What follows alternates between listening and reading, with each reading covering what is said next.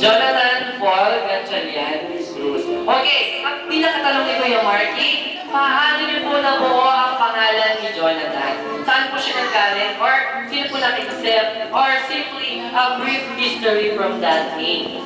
Okay. Regarding ang pangalan ni Jonathan Paul, nakuha ko siya yung Jonathan sa isang book.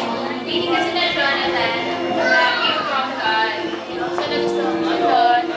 Then yung Paul naman, represent ay nagustuhan ko siya. Alright!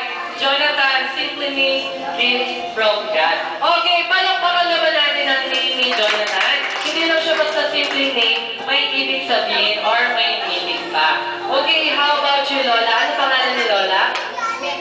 Lola Imelda Cruz. Wow, kompleto. Okay, Lola, ano po ang birthday wish nyo para sa... Siyempre, hindi nyo nga po na si Jonathan.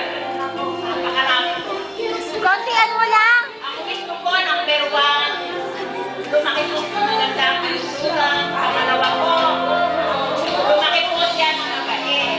Picture ka lang kuya. Pangatlo po, magandang kinabukasan.